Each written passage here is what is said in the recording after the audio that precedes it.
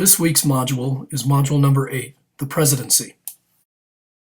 Article 2 of the Constitution sets out the responsibilities of the President, but its description of it are vague and brief. Nevertheless, the major duties are, number 1, Chief Executive. The President is supposed to be the top administrator. The Constitution says that the President shall take care that the laws be faithfully executed. This has been interpreted to mean that the President should supervise and lead various departments, agencies, and programs created by Congress. In practice, the Chief Executive does a lot of policymaking rather than enforcing existing policies. 2. Commander-in-Chief. The President is the highest-ranking officer in the U.S. Armed Forces, but only Congress has the power to declare war. The idea was to split war powers, giving Congress the authority to actually commit the country's resources to war. In practice, American presidents have initiated military action without congressional approval on many occasions. 3. Convene Congress. The President can call Congress into special session. 4. Veto legislation. The President can do this to any bill or resolution passed by Congress, with the exception of joint resolutions that provide constitutional amendments. Congress can override a presidential veto with a 2/3 vote of each House. 5. Appoint various officials. 6. Make treaties, with the consent of at least 2/3 of the Senate. 7. Grant pardons. The modern president has power and authority that is quite different from the president envisioned in the Constitution. Expansion of the powers of the president has come about through reinterpretation of the Constitution and through the evolution of other sources of power. The American presidency is powerful because of the founders' vagueness in writing executive powers into Article 2 of the Constitution. The founders' intention was to have presidential prerogative, domestic and international situations faced, determine the executive branch's power. The scope of presidential power and the debate about the extensiveness of this power can be traced back to two framers of the Constitution and founding fathers, Alexander Hamilton and Thomas Jefferson. Essentially, Hamilton and Jefferson disagreed about how the U.S. government should be structured, with Hamilton favoring a monarchy and Jefferson favoring a separation of powers into 3 branches: executive, legislative, and judicial. The rift between Hamilton and Jefferson was aggravated in 1793 during the wars between Britain and France. Fearing that the French Revolution had gotten out of hand, Hamilton took the side of England. Jefferson and James Madison endorsed what they believed to be the sacred Republican cause of the Revolution. Jefferson and Madison felt that Hamilton was too wedded to monarchy. During the conflict between Britain and France, America sought to remain neutral. In his defense of the Neutrality Proclamation, Hamilton offered sweeping justification of discretionary presidential power that sharply distinguished between the Constitution's grants of legislative authority and executive authority. Hamilton argued that Article 1 states that all legislative powers herein granted shall be vested in a Congress of the United States, while Article 2 seems to provide a much more general grant, stating, the executive power shall be vested in a President of the United States.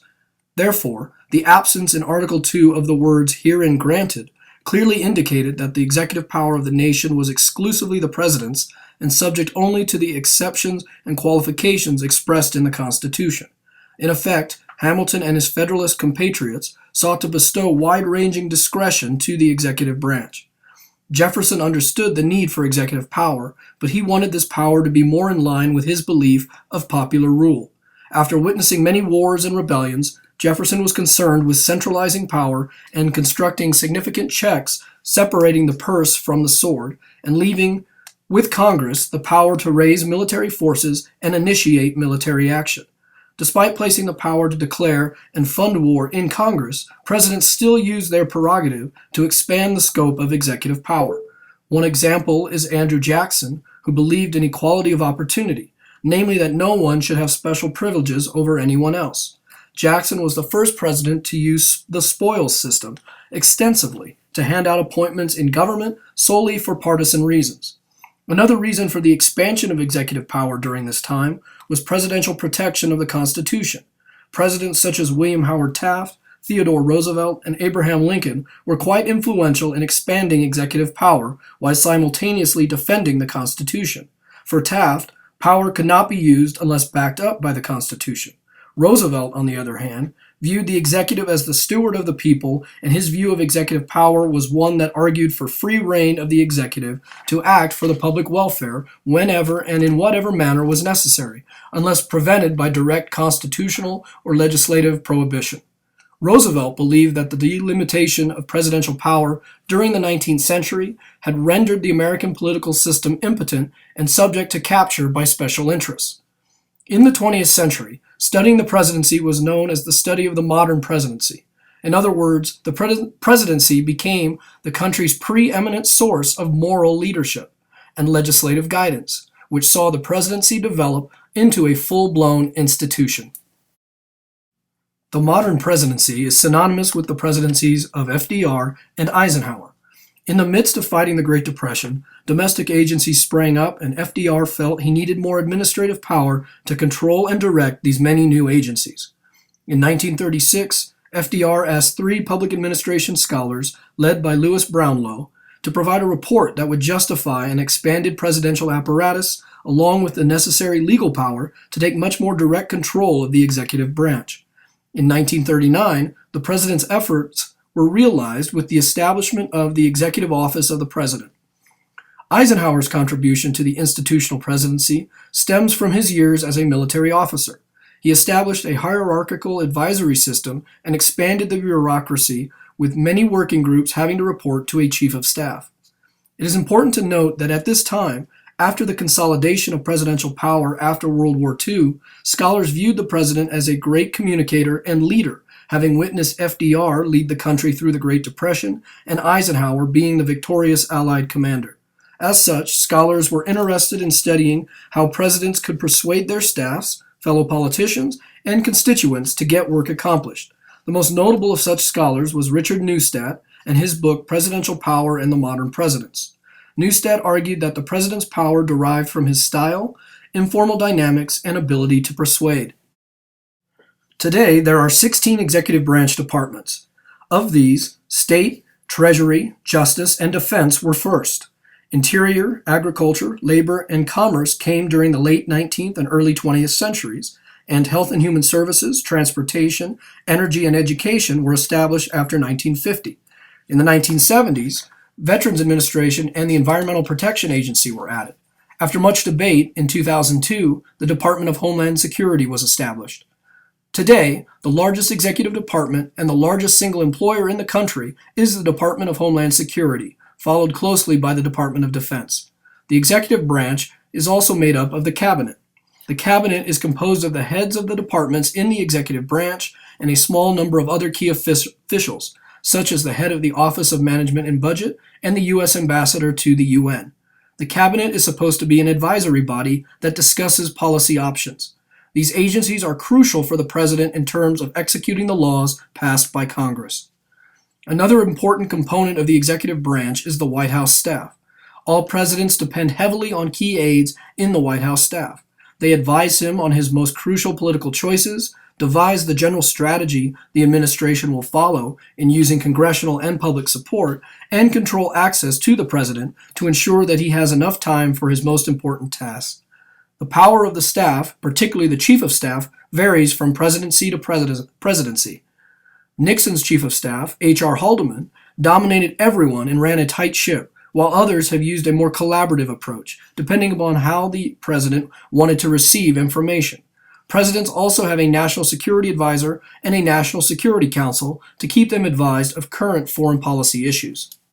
Presidential management and character are important elements influencing the impact a president can make as a promoter of public policy. The presidency derives policymaking power, both formal and political, from the executive branch. The increasing size of government and the increasing propensity of Congress to delegate power has meant a larger executive branch, which in turn has encouraged an expanded presidency. Today, there are more than 1,500 people employed in the White House and executive office. Presidents tend to choose management styles that reflect their own personalities, including the way they acquire, store, and use information, their sense of efficacy and competence, that is, the sense that the president has that he personally can accomplish tasks, and the tasks he feels particularly good at working on. And finally, conflict orientation. That is, whether a president prefers subtle negotiation and consensus building or a good old-fashioned dogfight. There are a number of typical management styles. 1. Formalistic. A president has a highly structured staff system with well-defined procedures and hierarchical communication. Truman, Eisenhower, and Nixon are examples of presidents with this management style. 2. Competitive. Encourages conflict among advisors and thrives on diversity of opinion. In this style, policy advocates in the bureaucracy compete with each other directly, attacking the options each presents to the president, with each agency trying to convince the president that its option is best. FDR used this style. 3. Collegial. This style is one where emphasis is placed on group problem solving, teamwork, and shared responsibility. JFK's style was collegial. The president has at least 3 roles which they can take on actively or not. 1. Chief executive. 2. Chief lobbyist. 3. Head of state. As chief executive, one of the major roles of the president is agenda setting. In terms of what issues get on the agenda in this country, the president can play a big role if he chooses to do so. As an administrator, he's the head of federal agencies and responsible for the implementation of national policy. He appoints cabinet members, heads of departments and agencies. He is commander-in-chief, the top officer of the country's military establishment and civilian head of American military forces. He is chief foreign policy maker, negotiates treaties, makes executive agreements with other countries. As a chief executive, the president also has the power to make judicial appointments, nominate judges to the federal courts, and justices to the Supreme Court. He has pardoning power to release or excuse a person from legal penalties of a crime. This is controversial and often done at the end of a term. He appoints the Solicitor General. This is the Justice Department officer who argues government's cases before the Supreme Court. His role in legislative leadership is largely a 20th century phenomenon. His success in presenting a policy agenda is often determined in his first few years in office. Although the president's role ensures that he always presents policy agendas, his success in doing so is often determined by his first year in office. If in the first year he is successful in proposing effective or promising solutions to pressing problems, his agenda has a chance of being accepted in later years. But if the first year is bad, his popularity wanes and support by Congress does too. The second role is that of chief lobbyist. The president is not only an agenda setter, he is also a chief lobbyist for his preferred policies. Once the president sends a legislative proposal over to the Hill and it is offered by someone, the legislature will amend it, accept or reject it. But before that happens, the president uses the bully pulpit to advocate for the legislation. He also uses a staff of specialists and liaisons from the bureaucracies to lobby Congress. In his role as chief lobbyist, the president gives the State of the Union address, a speech given to announce the president's agenda. He uses a presidential veto. This is the president's authority to reject a bill passed by Congress, and it may be overridden by a 2/3 majority in each house. A veto threat often brings congressional compromise. The president can draft legislation, and the president can issue executive orders, which are clarification of congressional policy issued by the president and having the full force of law. The final role of the president is that of head of state. The president has primary responsibility for setting American foreign policy and representing the U.S. to the world community. The extent to which a president pursues an active or reactive foreign policy depends more upon how much interest he has in foreign affairs rather than values concerning the role of the president.